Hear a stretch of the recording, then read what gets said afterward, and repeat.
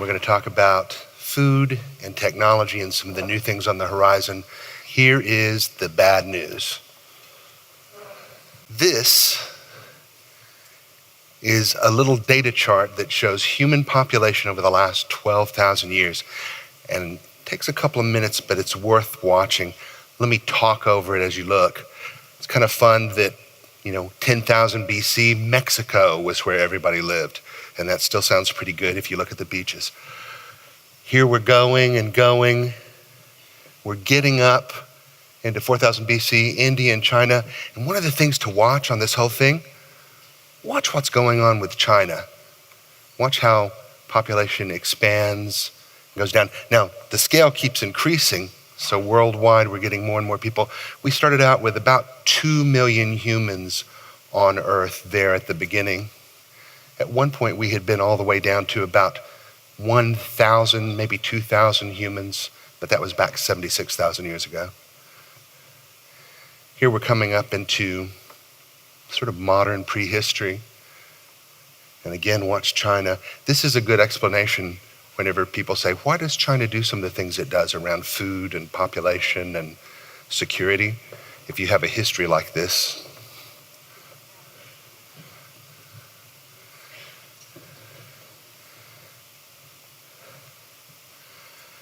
Back and forth, everybody jockeying for position, getting up in the now billion threshold. We're about to cross and have crossed it.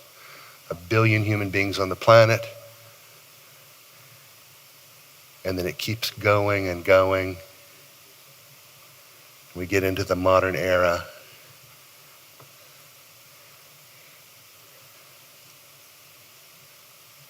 And it's good that we've gotten here, but this is the bad news. 7.5 billion people on the planet. We reach peak humanity in about 30 years, not quite hitting 10 billion people on the planet. Why does this matter? Because we need to grow as much food in the next 30 years as we have grown in the entire history of what I just showed you. Let me say that again. We've got in the next 30 years to grow as much food and feed as many humans as we have done all the way back through recorded history for humanity. And we've got to do it in 1/400th of the time. Okay, so challenge accepted. Now here's the good news. We've got some technology that can help us. And we've actually done this before. We've gone through the Green Revolution at least one time. Norman Borlaug was actually one of my teachers at Texas A&M. And I should mention that I'm a little bit of, one, an Aggie, and two, a Texas boy and a farm boy. And I worked knee-high to my grandfather and the cattle ranch. And so I've got a perspective on this. But we're looking at this now and we're knowing that we have technology that we can use for new sensors, things that we can do with animals and plants and some things that are not animals and plants. And I want to talk to you about that really quickly in the time that I've got today. So talking about sensors, everybody comes up with this idea that we're going to have massive weather stations on each acre, that we're going to go ahead and have drones and robots. And I think we will have all those things. But as someone who has helped do the books for a ranch, those are really capital intensive pieces. We will have that stuff, and especially on larger and larger spreads, this will be something that is done, and all that data, that big data, will feed into AI and be analyzed. But we're going to see some things first, and I think might have the bigger difference, like this. So we actually have Tim Cannon here today, who's both one of my favorite biohackers and one of my favorite founders of a company. Livestock Labs makes a chip to go into cows to monitor what is going on with them, what's going on with their health, their performance, their location. And I'll let Tim talk about it because he'll do a better job than me doing it secondhand. But a fantastic company and a really good way to leverage some of this exponential technology. Here's another one. Canethus is a company that is looking at and has actually succeeded in using even cheap web cameras to monitor livestock. They can basically do facial recognition on cows. You don't even need to tag your cattle. And part of the idea here is cattle are prey animals, and humans, we're predators.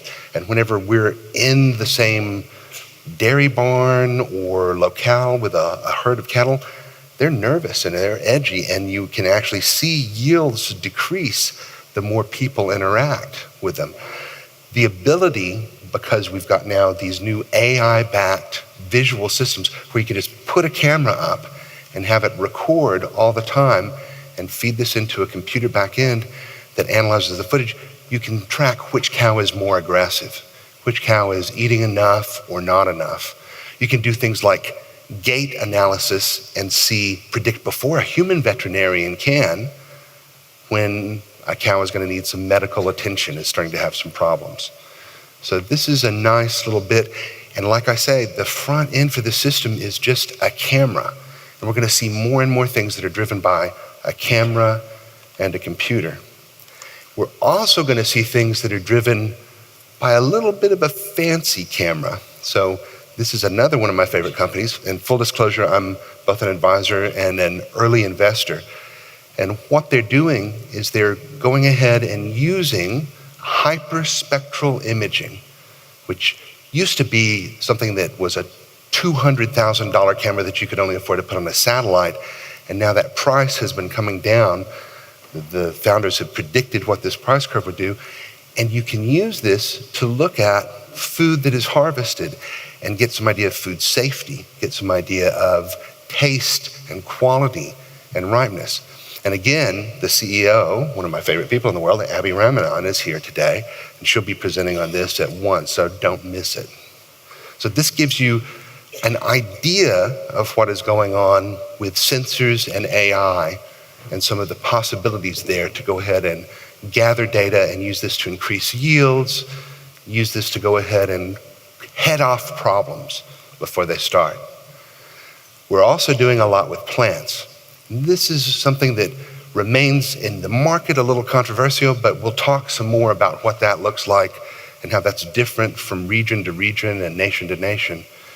But we're starting to see this idea of GMOs, genetically modified organisms, especially in crops and feed, be replaced more and more by the idea of gene-edited crops.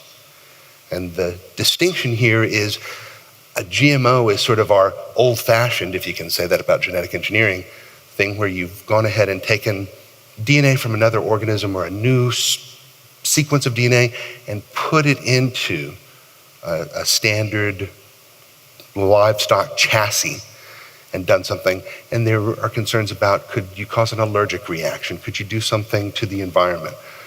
None of those concerns have ever actually come true. This remains one of the safest technologies humans have ever invented. But with gene editing, we don't even have those theoretical concerns. The idea is we turn down or turn up some trait that already exists in the animal or the plant. So that is also regulated in a different way.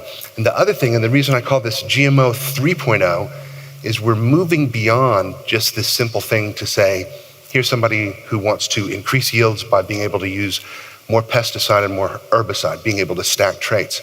We're starting to see ways where we can go ahead and change the traits of these crops so that we can use them to ride more lightly on the environment or grow in places that they wouldn't have been available to grow before, be in entirely different biospheres, entirely different locales with different weather patterns, different soil salinity.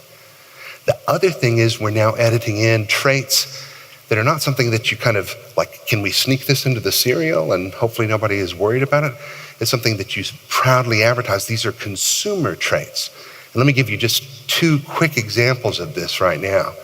So this is a soybean, and there are a couple of interesting things about this. It is a soybean that is drought resistant. One of the big problems in the soy industry is whenever you have a bad weather pattern, you have a bad year financially. In the 3 countries that this has been approved for use in, it's estimated that it's going to save $5 billion a year, where farmers will be able to grow the soy to maturity and get it to market when they couldn't have before, and it'll head off that many losses. The other thing that's interesting about this is not the product of a big traditional American company, somebody who works in this. This is from Argentina, a little company called Bioceres. And they've actually got a whole list of things that they're working on next. So this is one example. Here's another one, and this is more of a consumer-focused bit. This is the Simplot innate potato. How many people have ever seen this one? A couple of folks. The idea with this is that as compared to a standard potato up here above me, you can go ahead and have this potato, and whenever you chop it open, it doesn't get brown. It can sit around. That's a consumer trait. It's something that will help if somebody's a food preparer. It's also less bumpy. It doesn't have as many eyes. It doesn't have as many little hills and valleys. It's easier to peel. And probably my favorite thing about this, you know how you hear that thing where you put a steak on the griddle and it gets black and they're like, oh, you better not do that. It's going to give you cancer. You hear the same thing about your French fries. There's a reaction that occurs with this amino acid complex. Whenever you fry things or burn things, it makes acrylamide, and that's a known carcinogen, and it's not really what you want in your French fries. And I always want to say, this is the first potato where you can make French fries that are good for you. It's the first potato where you can make French fries that are much less bad for you, that won't give you cancer, we'll say that. So this is the kind of thing that has been done by gene editing, turning a few traits up and down, and gives you an idea, an example of what's going on. In the animal space, I wanted to just talk about 2 quick stories to whet your appetite for some things we may talk about later. One is this pig, and I'm promising you I'm not going to show you a cute piglet and tell you about the pork industry and all the bacon that we're going to make from this guy. This is actually a research animal. There was the Beijing Genomics Institute came up with this idea. They said, you know, whenever we study human nutrition, our best model animal is a pig, because, all joking aside, the digestive system of a pig is very similar to humans. The problem is those pigs get really big and take up a lot of space in a research lab, take up a lot of food. And their whole idea was, wouldn't it be great if we could go ahead and tweak a few genes in the pig so that it never grew up? And at one point, these were called Peter Pan pigs. And I love this idea. This is kind of how they roll in China. They're just like, let's do it. And they were able to make this happen in just a couple of years. And then 2 years ago, they rolled this out at a scientific conference, and people lined up all the way inside the convention hall and outside the building and around the block to get selfies with the little micro pigs, is what they called them. So by the end of the day, the Beijing Genomics Institute, BGI, said, not only will we have research animals, but we will also be selling these as pets. And again, this is a very Chinese way to do it. So, interesting piece. Now, here's another one a little closer to home and practicality. We're actually seeing this as a project at UC Davis that I had been privileged to have a little part of. People working on making hornless cattle, cows and bulls without the horn. And I remember as a little boy having to go do that thing where we would actually surgically remove, which is a nice way to put a fairly rude and painful procedure, or chemically burn off the horn buds. Now there are cattle that are born just without them. And this cuts down on injury, cuts down on problems with herds, both beef and dairy. And so it's a nice, interesting piece that we can do this. And then we're looking, as a couple of people have already mentioned, can we even have our meat industry without meat? The Impossible Burger. And you've heard a lot of things about the Impossible Burger. Here's something to remember. It's now in 4,000 plus restaurants worldwide. I was flying over on Air New Zealand, and they want to serve me an Impossible Burger. I said, oh, the Prime Minister's not going to like this. But you heard that already. I had a chance to actually go to an event, and this was a little bit of a secret thing at the time, in January in Las Vegas at the Consumer Electronics Show, Impossible Burger rolled out their Impossible Burger 2.0, because it's not even a recipe as much as you could kind of call it a program or a data program, where they're gathering data on how do we produce this, how do we source the ingredients, what are the different taste tests. I've had Impossible Burgers before, and like I say, I'm a Texas boy. I like my beef, I like my steak.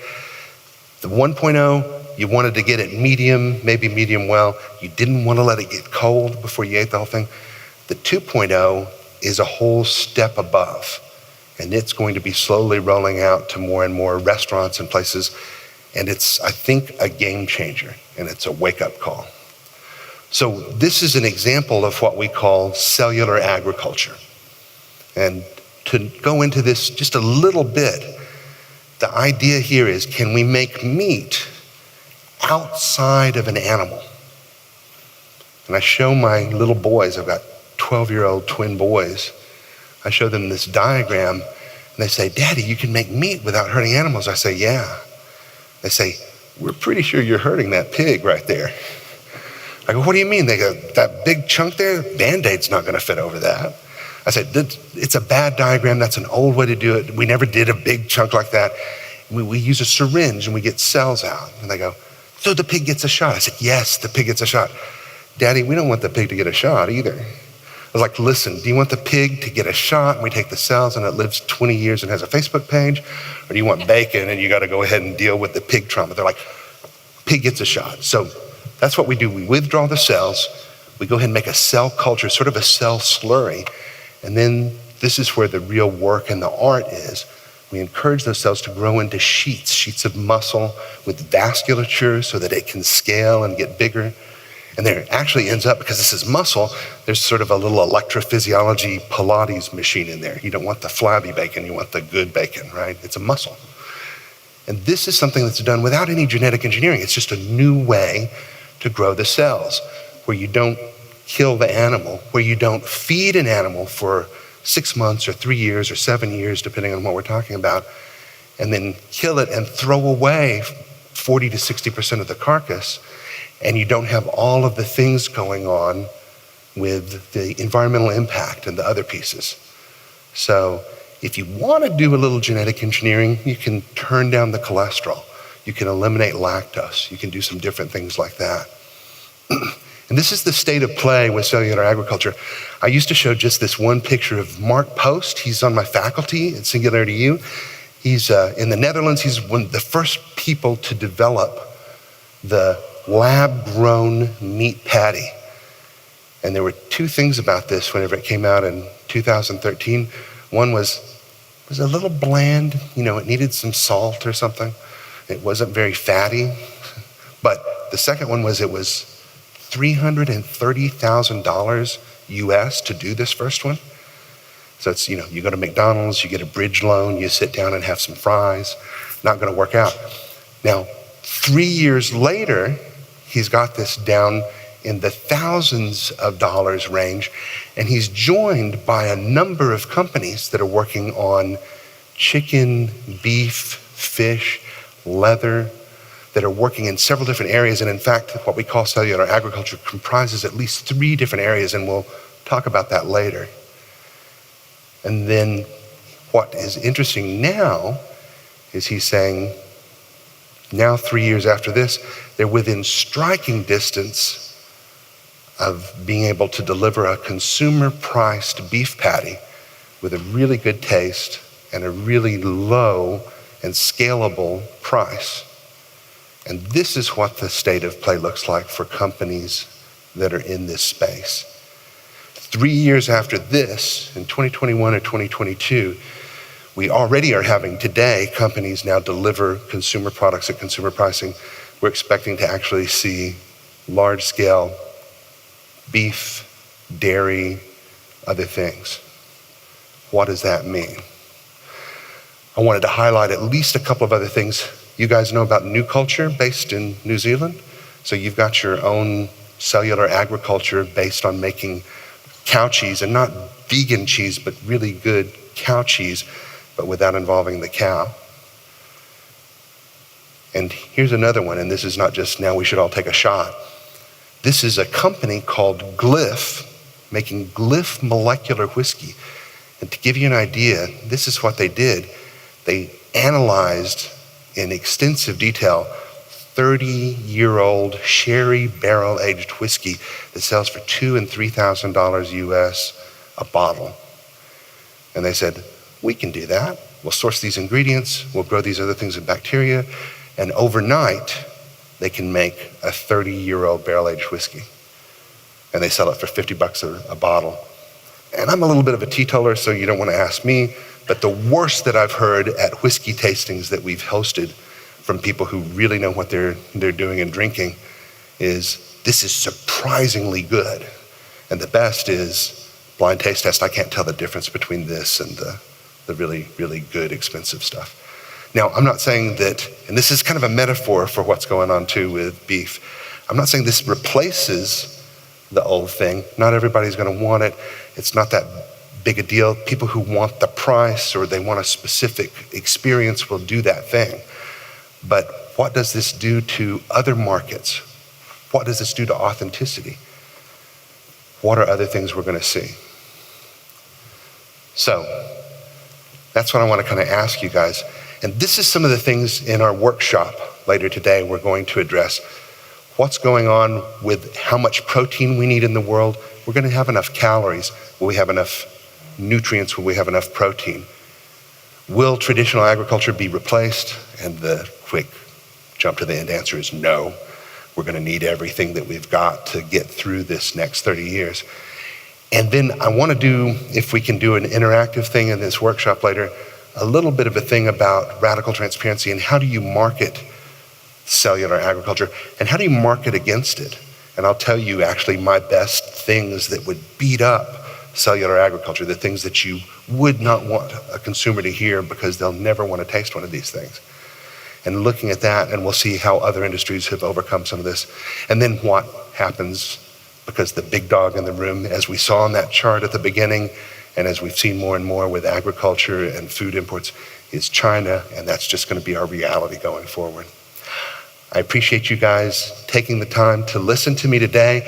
I got a few things up here. The most important one is this email address, slides@raymondmccauley.net. If you'd like to get a copy of these, including all the details and the references, I'll be happy to send it to you. Thank you so much.